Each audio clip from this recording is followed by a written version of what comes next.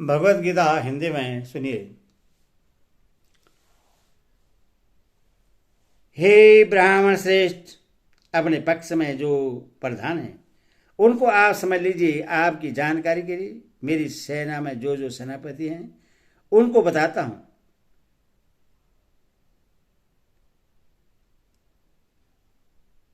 तुपद का क्या अभिप्राय है और अकस्मात के साथ इसका प्रयोग करके क्या भाव दिखला है। तुपद यहाँ भी के अर्थ में है। इसका अकस्मात के साथ प्रयोग करके दुर्योधन यह कहना चाहते हैं कि केवल पांडव सेना में ही नहीं, अपने पक्ष में भी बहुत से महान शूरवीर हैं।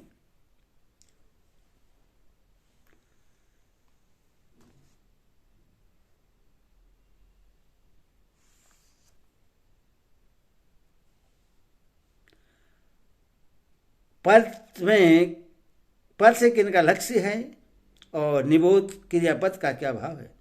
दुर्योधन ने विशेषतः पद का प्रयोग करके लक्ष्य से किया है और उनकी सेना में सबसे बढ़कर वीर, धर्म, बलवान, बुद्धिमान, साहसी, पराक्रमी, तेजस्वी और शास्त्र विद्या विशारद पुरुष थे। और निबोध क्रियापद से यह सूचित किया है कि अपनी सेना में भी ऐसे सर्वोत्तम शूरवीरों की कमी नहीं है। मैं उनमें से कुछ चुने हुए वीरों के नाम आपकी विशेष जानकारी के लिए बतलाता हूं।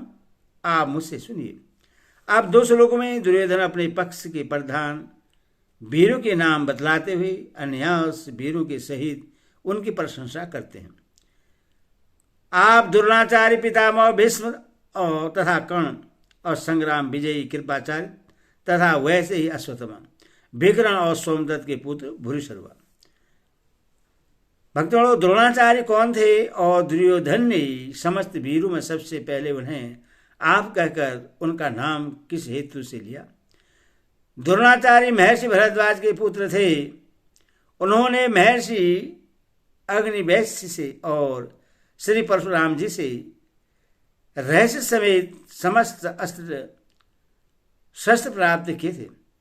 ये वेद वेदांग के ज्ञाता, महान तपस्वी, धनुर्वेद तथा शस्त्र विद्या के अत्यंत मर्मज्ञ और अनुभवी एवं युद्ध कला में नितांत निपुण और परम साहसी अतिरथी वीर थे। ब्रह्मशास्त्र, आग्नेयशास्त्र आदि विचित्र अस्त्रों का प्रयोग करना इन्हें भली भांति ज्ञान था। युद्ध क्षेत्र में जिस समय ये अपनी पूरी शक्ति से भिड़ जाते थे उस समय इन्हें कोई भी जीत नहीं सकता था। इनका विवाह महर्षि सरधान की कन्या कृपि से हुआ था। इन्हीं से अश्वत्थामा उत्पन्न हुए थे। राजा द्रुपद के ये बाल सखा थे। एक समय इन्होंने द्रुपद के पास जाकर उन्हें प्रिय मित्र कहा। तब ऐश्वर्य मत से चूर द्रुपद ने इनका अपमान करते हुए कहा, मेरे जैसे ऐश्वर्य संपन्न राजा के साथ तुम शरीर के निर्धन दरिद्र मनुष्य की मित्रता किस तरह भी नहीं हो सकती। द्रुपद के इस तिरस्कार से इन्हें बड़ी मर्म वेदना हुई और ये हस्तिनापुर में जाकर अपने साले कृपाचार्य के पास रहने लगे। वहां पितामह भीष्म ने इनका परिचय हुआ और इन्हें कौरव पांडवों की शिक्षा के लिए नियुक्त किया गया। शिक्षा समाप्त होने पर गुरु दक्षिणा के रूप में इन्होंने राजा द्रुपद को पकड़ लाने के लिए शिष्यों से कहा। महात्मा अर्जुन ही गुरु की इस आज्ञा का पालन कर सके और द्रुपद को रण क्षेत्र में हराकर सचिव सहित पकड़ लाए। द्रोण ने द्रुपद को बिना मारे छोड़ दिया, परंतु भगीरथी से उत्तर भाग का उनका राज्य ले लिया। महाभारत युद्ध में इन्होंने 5 दिन तक सेनापति के पद पर रहकर बड़ा ही घोर युद्ध किया और अंत में अपने पुत्र अश्वत्थामा की मृत्यु का भयमूलक समाचार सुनकर इन्होंने शस्त्र का परित्याग कर दिया और समाधिस्थ होकर ये भगवान का ध्यान करने लगे। इनके प्राण त्याग करने पर इनके ज्योतिमय स्वरूप का ऐसा तेज फैला कि सारा आकाश मंडल तेज राज से परिपूर्ण हो गया। इसी अवस्था में धृष्टद्युम्न ने तीखी तलवार से इनका सिर काट डाला। दुर्योधन ने आप कहकर सबसे पहले इन्हें इसीलिए गिनाया कि जिसमें एक खूब प्रश्न हो जाए और मेरे पक्ष में अधिक उत्साह से युद्ध करें। शिक्षा गुरु होने के नाते आदर के लिए भी सर्वथा आप कहकर इन्हें गिनाना युक्त संगति है। भीष्म कौन थे? भीष्म राजा शांतनु के पुत्र थे। भागीरथी गंगा जी से इनका जन्म हुआ था। ये धू नामक नवम वसु के अवतार थे। इनका पहला नाम देवव्रत था। इन्होंने सत्यवती के साथ अपने पिता का विवाह करवाने के लिए सत्यवती के पालनकर्ता पिता की आज्ञानुसार पूर्ण युवावस्था में ही स्वयं जीवन भर कभी विवाह न करने तथा राज्यपद त्याग की भीषण प्रतिज्ञा कर ली थी। इसी भीषण प्रतिज्ञा के कारण इनका नाम भीष्म पड़ गया। पिता के सुख के लिए इन्होंने प्राय मनुष्य मात्र की परम लोभनीय स्त्री सुख और राज सुख का सर्वदा त्याग कर दिया। इससे परम प्रश्न होकर इनके पिता शांतनु ने इन्हें यह वरदान दिया कि तुम्हारी इच्छा के बिना मृत्यु भी तुम्हें नहीं मार सकेगी। ये बाल ब्रह्मचारी अत्यंत तेजस्वी शस्त्र शास्त्र दोनों के पूर्ण पारदर्शी और अनुभवी महान ज्ञानी महान वीर तथा दृढ़ निश्चयी महापुरुष थे। इनमें शौर्य वीर त्याग तितिक्षा क्षमा दया सम दम सत्य अहिंसा संतोष शांति बल तेज न्याय प्रियता नर्मता उदारता लोकप्रियता सर्वस्टवादिता साहस ब्रह्मचारी वीरति ज्ञान विज्ञान मार्ग पिता भक्ति और गुरु सेवन आदि प्राय सभी सद्गुण पूर्ण रूप से विकसित थे। भगवान की भक्ति से तो इनका जीवन ओतप्रोत था। ये भगवान श्री कृष्ण के स्वरूप और तत्व को भली भांति जानने वाले और उनके एक निष्ठपूर्ण श्रद्धा संपन्न और परम प्रेमी भक्त थे। महाभारत युद्ध में इनकी समानता करने वाला दूसरा कोई भी वीर नहीं था। इन्होंने दुर्योधन के सामने प्रतिज्ञा की थी कि मैं 5 पांडवों को तो कभी नहीं मारूंगा, परंतु प्रतिदिन 10,000 योद्धाओं को मारता रहूंगा। इन्होंने कौरव पक्ष में प्रधान सेनापति पद पर रहकर 10 दिनों तक घोर युद्ध किया। तदंतर सरसैया पर पड़े सबको महान ज्ञान का उपदेश देकर उत्तरायण आ जाने के बाद स्वेच्छा से देह त्याग किया। कर्ण कौन थे? कर्ण के बारे में बताता हूँ। कर्ण कुंती के पुत्र से सूर्य देव के प्रभाव से कुंती की कुमारी अवस्था में ही इनका जन्म हो गया था। कुंती ने इन्हें पेटी में रखकर नदी में डाल दिया था, परंतु भाग्यवश इनकी मृत्यु नहीं हुई और बहते बहते वह पेटी हस्तिनापुर आ गई। अधिरथ नामक सुद इन्हें अपने घर ले गया और उसकी पत्नी राधा ने इनका पालन पोषण किया और ये उन्हीं के पुत्र माने जाने लगे। क्वच और कुंडल रूपी धन के साथ ही इनका जन्म हुआ था। इससे अधिरथ ने इनका नाम वसुसेन रखा था। इन्होंने द्रोणाचार्य और परशुराम जी से शस्त्र विद्या सीखी थी। ये शास्त्र और शस्त्र दोनों के ही बड़े पंडित और अनुभवी थे। शस्त्र विद्या और युद्ध कला में ये अर्जुन के समान थे। दुर्योधन ने इन्हें अंगधीश का राज्य बना दिया था। दुर्योधन के साथ इनकी प्रगाढ़ मैत्री थी और ये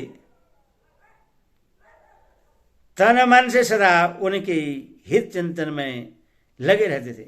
यहाँ तक कि माता कुंती और भगवान श्री कृष्ण के समझाने पर भी इन्होंने दुर्योधन को छोड़कर पांडव पक्ष में आना स्वीकार नहीं किया। इनकी दानशीलता अद्वितीय थी। ये सदा सूर्यदेव की उपासना किया करते थे। उस समय इनसे कोई कुछ भी मांगता ये सहर्ष दे देते थे। एक दिन देवराज इंद्र ने अर्जुन के हितार्थ ब्राह्मण का वेश धरकर इनके शरीर के साथ लगे हुए नरसिंह क्वच कुंडलों को मांग लिया। इन्होंने बड़ी ही प्रसन्नता के साथ उसी क्षण क्वच कुंडल उतार दिए। उसके बदले में इंद्र ने इन्हें एक वीर घातनी अमोघ शक्ति प्राप्त की थी। कर्ण ने युद्ध के समय उसी के द्वारा भीमसेन के वीर पुत्र घटोत्कच का वध किया था। द्रोणाचार्य के बाद महाभारत युद्ध में 2 दिनों तक प्रधान सेनापति रहकर ये अर्जुन के हाथ से मारे गए थे। कृपाचार्य कौन थे? ये गौतम वंशी महर्षि श्रद्धान के पुत्र थे। ये धनुर्विद्या में बड़े पारदर्शी और अनुभवी थे। इनकी बहन का नाम कृपि था। महाराज शांतनु ने कृपा करके इन्हें पाला था, इससे इनका नाम कृप और इनकी बहन का नाम कृपि हुआ। ये वेद शास्त्र ज्ञाता, धर्मात्मा और सद्गुणों से संपन्न सदाचारी पुरुष थे। द्रोणाचार्य से पूर्व कौरव पांडवों को और यादवादि को धनुर्वेद की शिक्षा दिया करते थे। समस्त कौरव वंश के नाश हो जाने पर भी ये जीवित रहे। इन्होंने परीक्षित को अस्त्र विद्या सिखलाई। ये बड़े वीर और विपक्षियों पर विजय प्राप्त करने में निपुण थे। इसीलिए इनके नाम के साथ सिमितजेय विशेषण लगाया गया है। अगला, अश्वत्थामा कौन थे? अश्वत्थामा आचार्य द्रोण के पुत्र हैं। ये शस्त्रास्त्र विद्या में अत्यंत निपुण, युद्ध कला में प्रवीण, बड़े ही शूरवीर महारथी हैं। इन्होंने भी अपने पिता द्रोणाचार्य से ही युद्ध विद्या सीखी थी। विकर्ण कौन थे? धृतराष्ट्र के दुर्योधन धनुर्आदि 100 पुत्रों में से ही एक का नाम विकर्ण था। ये बड़े धर्मात्मा, वीर और महारथी थे। कौरवों की राजसभा में अत्याचार पीड़िता द्रौपदी ने जिस समय सब लोगों से पूछा कि मैं हारी गई या नहीं, उस समय विदुर को छोड़कर से सभी सभासद चुप हो रहे। ये विकर्ण ऐसे थे जिन्होंने सभा में खड़े होकर बड़ी तीव्र भाषा में न्याय और धर्म की अनुकूल स्पष्ट कहा था कि द्रौपदी के प्रश्न का उत्तर न दिया जाना बड़ा अन्याय है। मैं तो समझता हूं कि द्रौपदी हम लोगों के द्वारा जीती नहीं गई है। सोमदत्ति कौन थे? सोमदत्त के पुत्र भूरिश्रवा को सोमदत्ति कहा करते हैं। ये शांतनु के बड़े भाई वाहिक के पौत्र थे। ये बड़ी धर्मात्मा, युद्ध कला में कुशल, शूरवीर, महारथी थे। इन्होंने बड़ी बड़ी दक्षिणा वाले अनेक यज्ञ किए थे। ये महाभारत युद्ध में साथी के हाथ से मारे गए। इन दोनों अवयव पदों के प्रयोग का क्या अभिप्राय है? इन दोनों अवयवों का प्रयोग करके यह दिखलाया गया है कि अश्वत्थामा, विकर्ण और भूरिश्रवा भी कृपाचार्य के समान ही संग्राम विजयी थे। और भी मेरे लिए जीवन की आशा त्याग देने वाले बहुत से शूरवीर, अनेक प्रकार के शस्त्रों से सुसज्जित तथा सबके सब युद्ध में चतुर हैं। इस श्लोक का क्या भाव है? इससे पूर्व शल्य, बाही, भगदत्त, कृतवर्मा और जयद्रथी महारथी के नाम नहीं लिए गए हैं। इस श्लोक में उन सब की ओर संकेत करके दुर्योधन इससे यह भाव दिखला रहे हैं कि अपने पक्ष के जिन जिन शूरवीरों के नाम मैंने बतलाए हैं, उनके अतिरिक्त और भी बहुत से योद्धा हैं जो तलवार, गदा, त्रिशूल आदि हाथ में रखे जाने वाले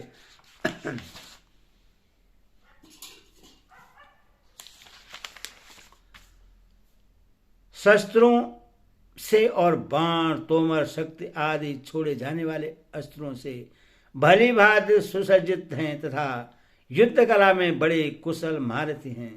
एवं ये सभी ऐसे हैं जो मेरे लिए प्राण निथार करने को तैयार हैं। इससे आप यह निश्चय समझिए कि ये मरते दम तक मेरी विजय के लिए डटकर युद्ध करेंगे। हरिओम तत्सद, हरिओम तत्सद, हरिओम।